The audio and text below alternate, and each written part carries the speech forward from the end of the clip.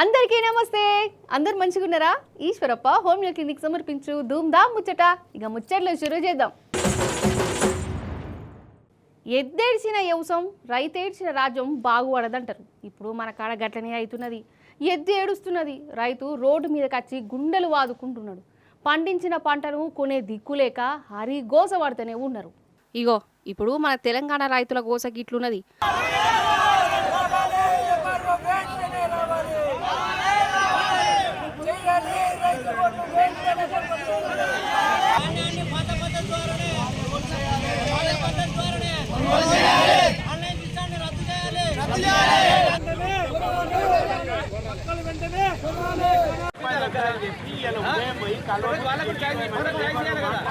మళ్ళా రోడ్ల మీదకి వచ్చిర్రు. పండించిన పంటను కొనేటోళ్ళు లేక ధర్నాకు దిగిర్రు. ఈ సర్కారు పనితనం చేయబట్టి కష్టపడి పండించిన పంట అంతా పనికి రాకుండా అవుతున్నది. అసలు రాష్ట్రంలో చాలా జిల్లాలల్లో పంటను కొనే మార్కెట్ సెంటర్లే ఇంకా షాల్గాలే. ఏడ చూడు ధాన్యం కుప్పలు కుప్పలు పోసున్నది. ఇక చెప్పు కథ. మరి రైతు కష్టం ఏం కావాలి? ఓ దిక్కు వానలు పడుతున్నాయి, ఇంకో దిక్కు సర్కారేమో ఈ పంట ముచ్చట్ని దిత్తలేరు. కళ్ళలోనే తడిసిపోతున్నాయి. ఎంత కోసిది? మరి వానలు పడితే రైతులకు హిమ్మతి ఇవ్వవలసిన ప్రభుత్వమే వాళ్ళను కానకుంటే ఎట్లా? గిందుకేనా గెలిచింది? గిదీన్నే అంటారా ఇందిరమ్మ రాజ్యం అని?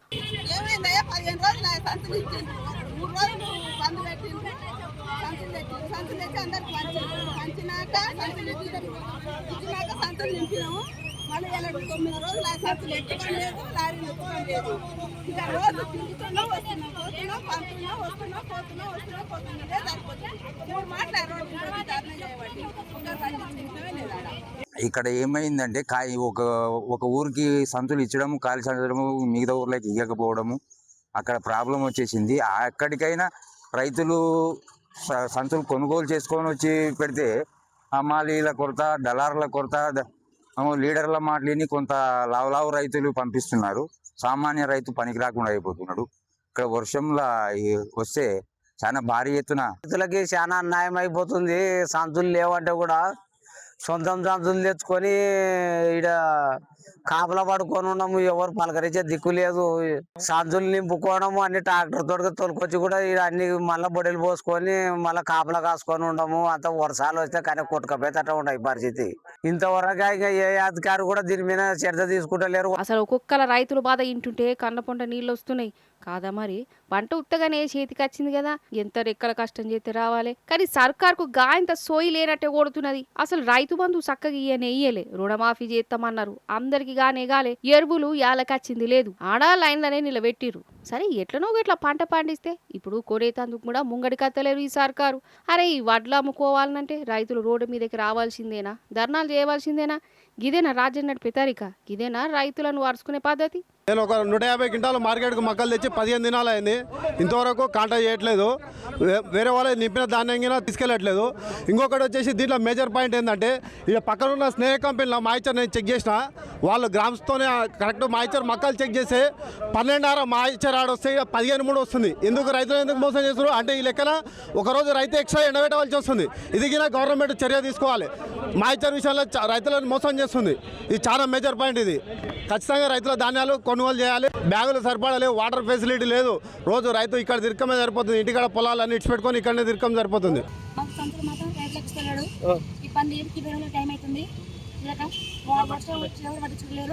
వర్షం వస్తుంది, ప్రైవేట్ అని కొంటున్నారు, అని వేసుకుంటారు. కానీ వాళ్ళు ఆశ అని పెట్టిర్రు గవర్నమెంట్ వాళ్ళు. ఆశ కోసం మళ్ళీ ఇక్కడ వచ్చినాం. వస్తే ఇక్కడ మోసం జరుగుతుంది. ప్రైవేట్కి అమ్ముతారు, సంతలు మాత్రం ఇస్తలేరు. నాకు చాలా ఇబ్బంది అయిపోయింది.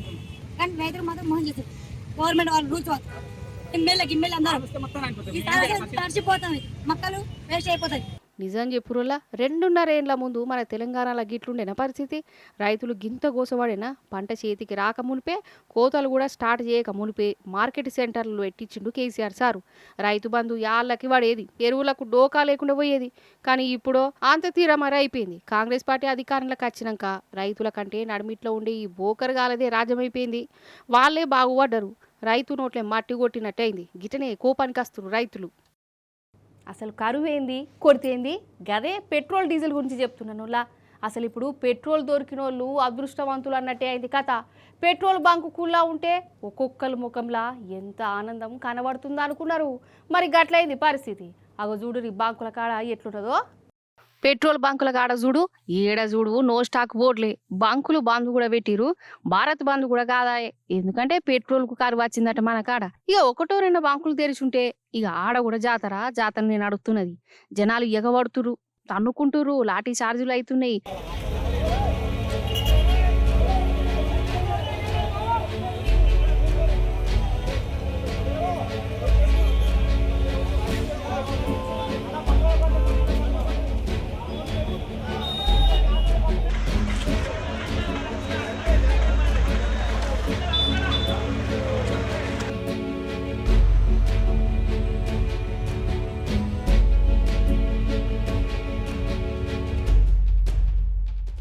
రెండు మూడు వద్దులే సంది మళ్ళా పెట్రోల్ భయం పట్టుకున్నది కదా అందరికి ఆయిల్ కంపెనీలు కూడా బంకులకు సప్లై చేయత్తలేవట ఇక పెట్రోల్ దొరకది అని పుకాలు లేచినాయి ఇంకేమున్నది జనం బంకుల కాడికి వచ్చి అవసరం లేకున్నా ఫుల్లుగా ట్యాంకర్లు నింపుకుంటురు ఇది అసలకే మోసమైనట్టున్నది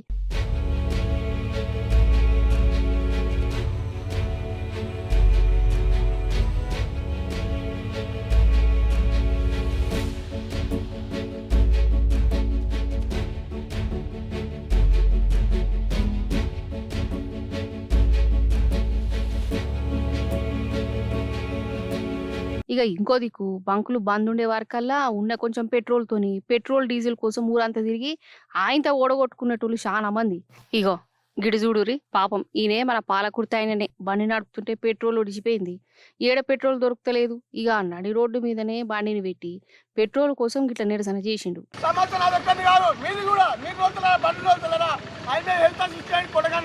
నేను ఇప్పుడు నాకు పెట్రోల్ సమస్య వచ్చింది నా బండి స్టార్ట్ అయితే లేదు మరి ఎక్కడ కొట్టించుకోవాలి అటు మొత్తం పెట్రోల్ పంప్ బంధు ఇండియన్ ఆయిల్ బంధు హెచ్పి బంధు మరి ఎటు పోవాలి నేను చెప్పండి పెట్రోల్ బంక్ సమస్యలు వెంటనే పరిష్కరించాలి ఏడున్నారు ఇటు పోవాలి పెట్రోల్ లేదు బంకు బంధు చూద్దాము ఇరువైనా బంకు బంధు చూద్దాము లేదు లేదు ప్రభుత్వం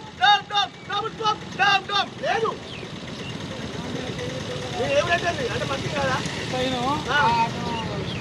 చెడపోదాం బండి బండిది బండి పెట్టుకోలేదు బండి ఈ బండిది నా బండి స్టార్ట్ కావాలి ఎందుకంటే సమస్య అందరిదండి ఒకటి పెట్రోల్ బంకులు ఎందుకు బంద్ చేస్తున్నారు అది రేట్ ఎక్కువైనా తక్కువైనా మీకు తెలవాలి మనకెళ్ళి గిట్లుంటే అటు ఆంధ్రాలో ఇంకా ఘోరం ఉన్నదట నోళ్ళ పరిస్థితి ఆఖరికి అంబులెన్స్ లో కూడా పోతలేరు డీజిలు అసలైతే పెట్రోల్ బాగున్నది పుక్కార్లు నమ్మవద్దని అంటురు గాని ఇంకో దిక్కేమో బాంకుల కాడ స్టాక్ లేదు నో బోర్డులు గాని వస్తున్నాయి మరి ఎవరిని నమ్మాలే ఎవరిని నమ్మద్దు ఏం అర్థమైతలేదు పో అన్నట్టు ప్రపంచంలోనే తోపు ఫుట్బాల్ ఆటగాడంటే ఎవరి పేరు చెప్తారోలా మెస్సీ రొనాల్డో అని చెప్తుంటారు కదా అయితే మెస్సీని మించిన ఫుట్బాల్ ప్లేయర్లు మనకానే ఉన్నారు కాదు కానీ ఇన్వద్దులు తెలవలే ఇవాళ ఎరికేంది మెస్సీ కంటే తోపు ప్లేయరా ఎవలబ్బా ఇంతకు అని ఆలోచిస్తురా పారి డైరెక్ట్ ఆ ప్లేయర్ని దర్శనం చేసుకుందాం రెడీ 1 2 3 ఆగో మైదాన్కు ఆటగాళ్ళు వస్తురు కదా అస్సలు సిసలైన ప్లేయర్స్ చూస్తారా ఆగో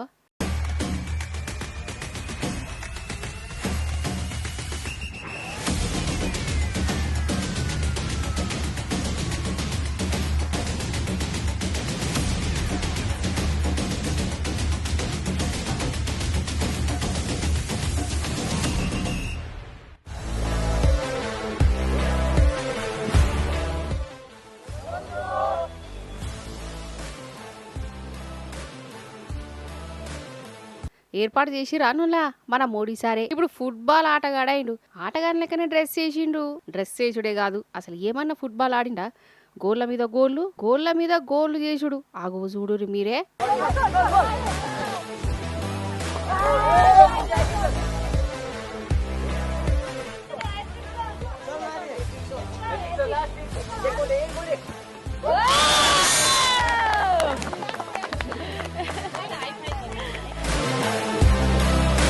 అబ్బురా బిడ్డ చూసినావా గోల్ ఎట్లా చేసిండో ఇగో ఇప్పుడు మళ్ళేం చేస్తాడో చూడురి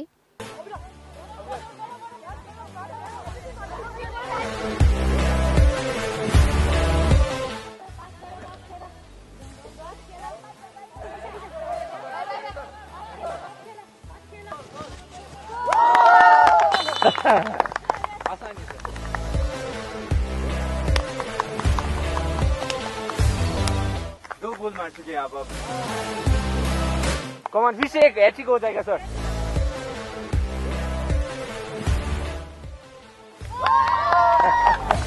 అరే వా, అసలు గోలన్నీ మోడీ సారే కొడుతున్నాడు కదా. ఇక గోలు కొట్టుడుతోనే ఎంత సంబరపడుతుండో చూడు. ఇక అటెంక ఆట ఎట్లెట్లా ఆడాలి, బాలును ఎట్లా తంతే గోల్ అవుతుంది, ఎట్లు ఉరకాలి, ఎట్లా ఆపాలి, ఇవన్నీ వీళ్ళకు చెప్పి పిండటం వల్ల నిజంగా ఒక మెస్సీ, రొనాల్డో కూడా మోడీ సార్తోని పోటీ పడితే ఓడిపోతారు కావచ్చు అన్నట్టు. మోడీ సార్ ఏడాడిండో ఎరికేనా ఇంకా సిక్కిం రాష్ట్రంలో. ఆ సిక్కిం రాష్ట్రం పుట్టినరోజట. ఈ సిక్కిం పశ్చిమ బెంగాల్ రాష్ట్రంగానే ఉంటుంది. బెంగాల్ ఎలక్షన్లు అయినాయి కదా, కానీ ఏ మాట కామాటేనోళ్ళ దినం 18 గంటలు పనిచేసే మన మోడీ సారు ఈనాడు మరి కాము లేకుండానే ఉంటున్నాడు. మొన్నటికి మొన్న బెంగాల్లోనే 10 రూపాయలు ఇచ్చే ఓ పల్లీలు కొనుక్కొని తిన్నాడు. ఇక అటెంకా బోటి షికారు చేసుకుంటా ఫోటోలు దిగిండు. ఇక ఇప్పుడేమో పక్క రాష్ట్రానికి పోయి ఫుట్బాల్ ఆడి ఇట్లా అందరినీ మురిపించిండు. అదన్నట్టు సంగతి.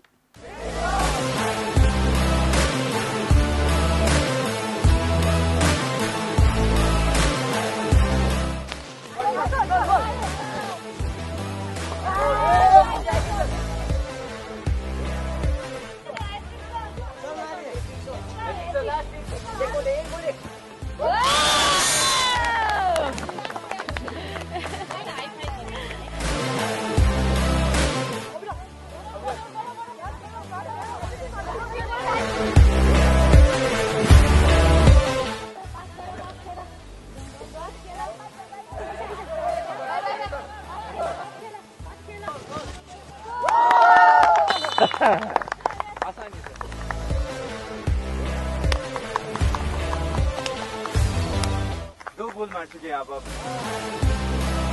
कमान फिर से एक हैट्रिक हो जाएगा सर।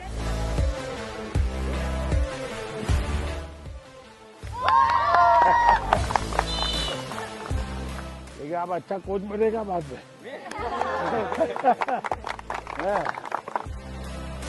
బాబా, బయటకు రావాలంటేనే ఎండకు పానం గజ్జుమంటున్నది. మీకు కూడా గట్లనే ఉన్నదా?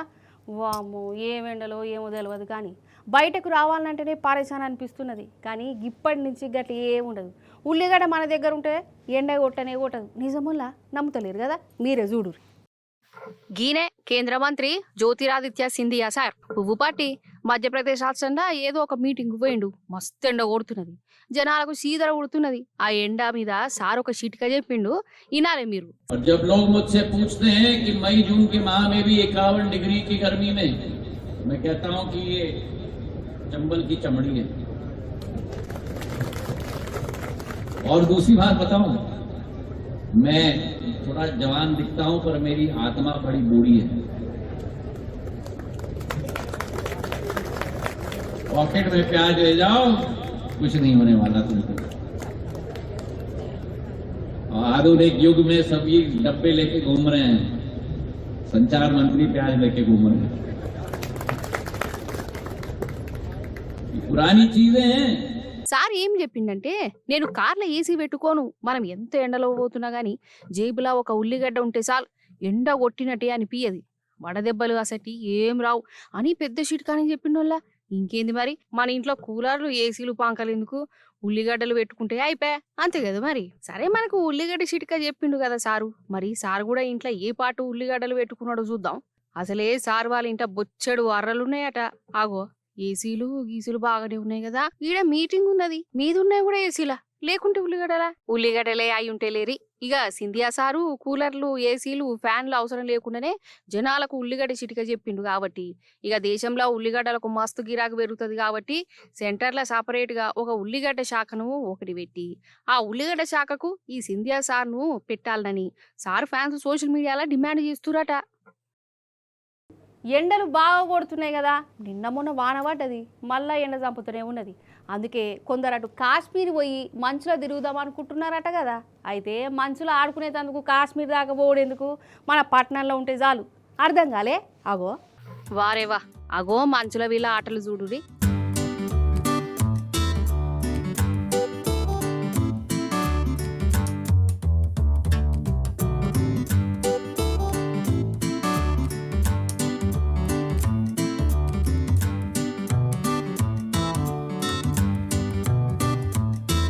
అవు కాశ్మీర్లో గట్లనే ఉంటుంది అని అంటారా?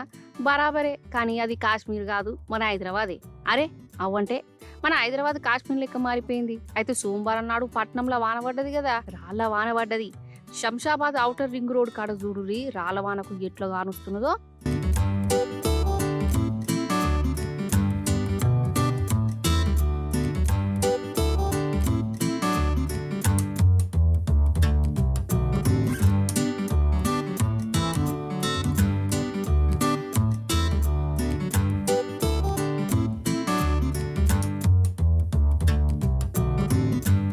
నిజంగా పెద్ద వాననే పడ్డది కానీ ఆ వాన గిట్ల కాశ్మీర్ లెక్క మార్చి పడేసింది ఈ రింగ్ రోడ్ కాడ. ఇక జనాలు ఊరుకుంటారా?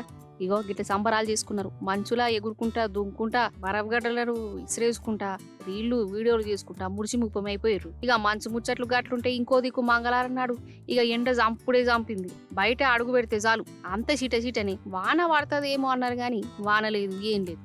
కానీ కొన్ని జిల్లాలల్లో చినుకులు పడ్డాయట. అది ఎందునులా పగలంతా ఎండ కొడుతున్నది, పొద్దుకైతే చల్లబడుతున్నది, రాత్రి వాన పడ్డట్టు అవుతున్నది, మళ్ళీ ఉడకబోస్తున్నది. వాతావరణం అంతా మాయ చేస్తున్నది పో. చూసిరు కదా, కిదిగి వాళ్ళ ముచ్చట్లు. మళ్ళీ వచ్చే పరి మంచి మంచి ముచ్చట్లను పట్టుకొని వస్తా ఉంటా మరి.